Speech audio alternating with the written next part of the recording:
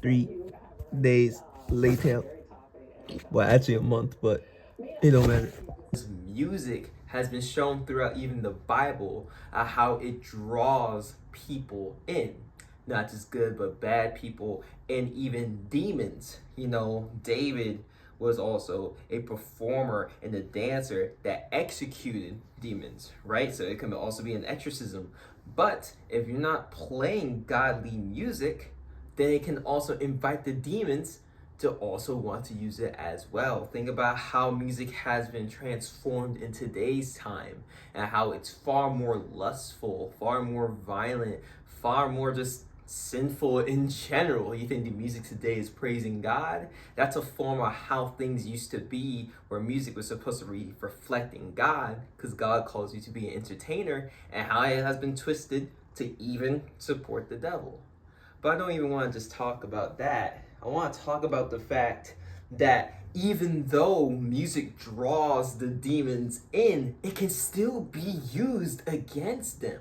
Why you think the devil was trying to get that music for himself? He wasn't gonna just, oh, keep playing the same old music that you were playing earlier. No, he was going to convert him and change him into his own type of music.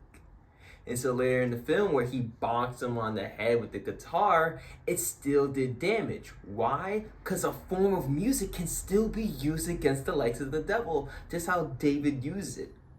Sure, I don't think he did it for the likes of Christ, but the point still stands that he did it for the sake of good, because he was protecting himself, which was still righteous, because good will always defeat the likes of evil, at least in God's case. I do not know how I'm gonna do this with this cat in front of me. I gotta remember I got headphones on, so this might be terrible ASMR. Damn!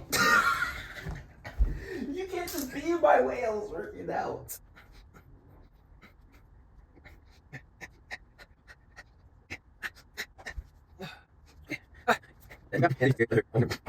So that's how like tall people see me, huh? I feel so disrespected. That's some bullshit. But I'm also tall. I'm 5'11", so I guess it's okay. But like, nah, I'd be pissed. That's crazy. The Sinners movie did a good job about that. I think also can reflect Christians was, well, obviously, how good sin is, and how if you idolize the devil, you would obtain the world itself, because the world is naturally wicked. And so when you think about it like that, there is a way a lot of things to regain when you're letting sin be your worshiper, when you're letting sin being the thing that's about your life. No one never argues that sin can't bless you in the world. What people argue is that it will kill you. Not just literally, but spiritually. If you read the Bible, it has said multiple times that sin is a representation of death, that you will die.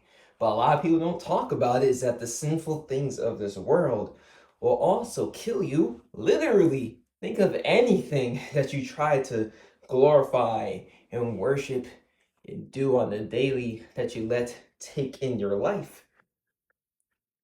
It kills you. Like in that movie specifically, sex is going to make you be a worshiper of it. And so if you stop doing it even once, the attachment that you had is going to betray you, right? Or the depression of it, being obsessed with sex all the time. Same thing goes with like doing cigarettes out of it. You can get cancer from it, right? There's so many things that can rip your wife away, literally, or mentally, let alone spiritually. And that movie perfectly demonstrated that. They weren't happy. They were just going with their life. Why? Because their sin, which was their decisions, did not fulfill them. Either they got betrayed in the end, or the sin itself was never good in the first place. So keep that in mind. Oh shit, this shit's starting to pull. No. Yeah. In the wild.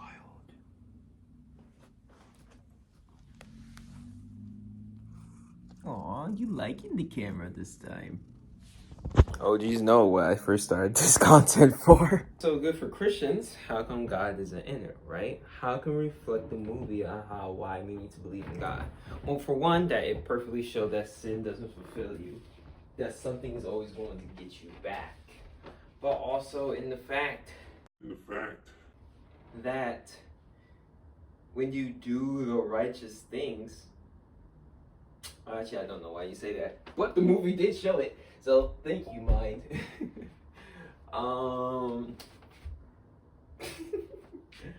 What was I about to say? Dang, I have short-term memory loss. You notice how all the people that I actually are believing in God and don't participate in the likes of sin, that they didn't deal with that war. We don't know how their lives are, but we know for a fact that they were safe and that they were fine. The pastor, the dad in the entire movie, didn't suffer anything and forewarned him that if he continues that life of work, the devil's going to get you. Think about that. People are going to completely miss that the father was perfectly fine because he didn't just believe in God and have faith in him, but he so showed it with his works and his labor that the devil didn't try to get him.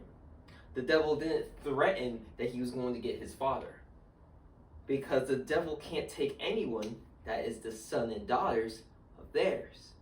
And to clarify, God does love everyone and claim you as his children. However, you can't be accepted if you don't want to be accepted. I can give you this gift. If you don't accept the gift is no longer yours, right? Because you never accepted the gift. That's how God's children work. He wants to claim you, right? He wants to have you as his own, but you have to let him. That's how that works. So there's that. Let's get this going. Light work, baby. What you know about that? 3-minute break, y'all. How you guys been doing? You guys been doing good? I hope you guys been doing good. You know, he's always there for you. You know, God loves you a lot. And also, I love you too. We're all are called to love each other and to be there for you, regardless if we're agreeing or not. I don't know why Christians have shown to be so argumentative and different, but we're called to love each other regardless of those circumstances, regardless if you are a follower of Christ or not. It has said multiple times to love each other as you love yourself. But it also has said to keep the peace. Keep the peace with who? Keep the peace with people who don't agree with you. To be one-minded with Christ. What it means to be one-minded with Christ? To be like him. To think like him. And the way to think like him is to perfectly be obedient to him, which is the grace and love and mercy of him. So I apologize if the people in your life don't reflect that well, because they're supposed to, regardless of what your beliefs are. However, don't just do whatever you want, sir. Don't just do whatever you want. It's a good angle. Hey, kitty cat. The reason why you can't do whatever you want, because this sin will make sure the rewards that you get will be painful. Maybe not by God. In my opinion, God will never hurt you because he loves you. However, he will humble you and will not help you when you need it. We've seen it throughout the Bible multiple times when he gives you one warning and yet you still continue to do the thing. He actually encourages you to do that same thing, so you can see the benefits of the sin that you're committing.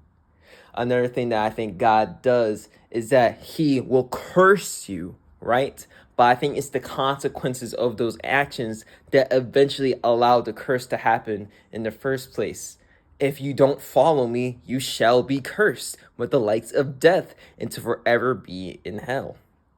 I think that's what God means. It's not him casting you. It's the manifestation of what your actions are causing. So I just want to clarify that. What's up, fam? I know it's rough out. Damn, you're in the slumps. It's rough out. Damn, Nick. Oh, he's dragging it.